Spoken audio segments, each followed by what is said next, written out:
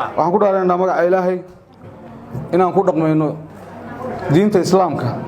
dastuurka dalka Puntland qawaaniintiisa aan dhowrayno xilkana loo dhiibana aan si daacadnimo u gudanayno dalka iyo dadkiisa aan si Ilaahay ugu shaqaynayno anigu wallaahi anigu billaahi anigu tallaahi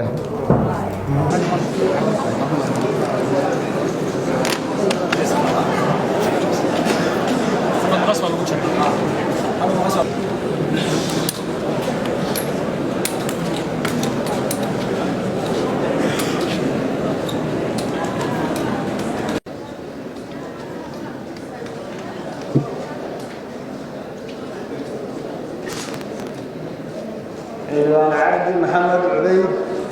وعبيد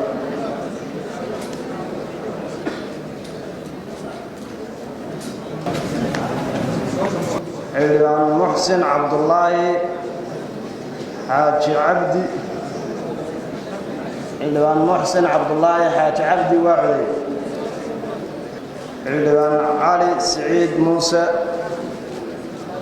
وعبيد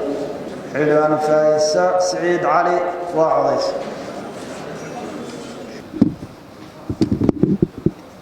عبد القادر سعيد عبد القادر محمد فارح عبد القرالة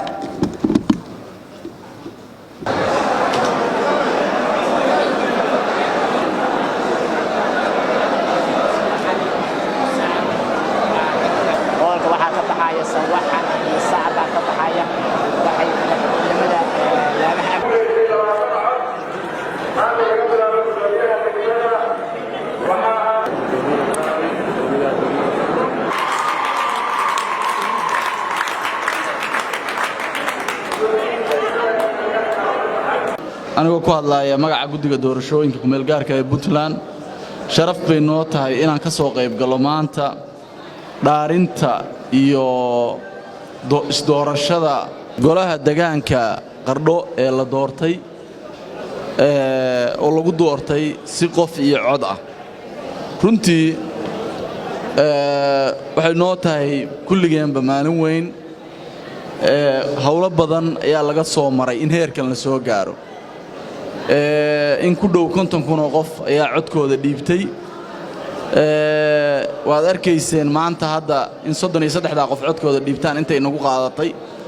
waa malayn kartaan culayska ay leedahay in 50,000 qof oo diiwaan gashan ay codayaan marka arrin aad u weyn oo heerar kala duwan soo martay bay ahayd runtii waxaan idin leeyahay hambaliyo waxaan si gaar ah ugu hambaliyeynayaa gudoomiyaha Abdulqaadir Saciid Qaal iyo Maxamed Saciid oo gudoomiyaha iyo gudoomiye ku-xigeenka la doortay waxaan iyagana u hambaliyeynayaa gudoomiyahii hore iyo gudoomiye ku-xigeenka hore ku meel gaarka ahaa xubnaha golaha deegaanka kamid ah waxaan la idinka rajaynayaa haddaad tihiin golaha deegaanka ee la doortay in maadaama golaha deegaan oo shacabka soo doortay kuwa ugu horeeyay aad tihiin in aad dadka adeeg gaarsiisaan isbedel samaysaan muhiimadda ugu weyn ee la idin doortaan waxa weeye inaad adeegga bulshada kordhisaan isbedel ka duwan kii horena aad keentaan waxa kale oo la idinka rabaa nidaamka dimuqraadiyadda ee aad uga horeyseen dadka kale inaad gaarsiisaan ku wacyigelisaan khibraddiinni la wadaagtaan degmooyinka kale baan idin rajaynaynaa waxaan rabaa inaan ku soo gabagabeeyo haddaan nahay guddiga doorashooyinka waxaan ugu bishaaraynaynaa dadka in aan qaban doono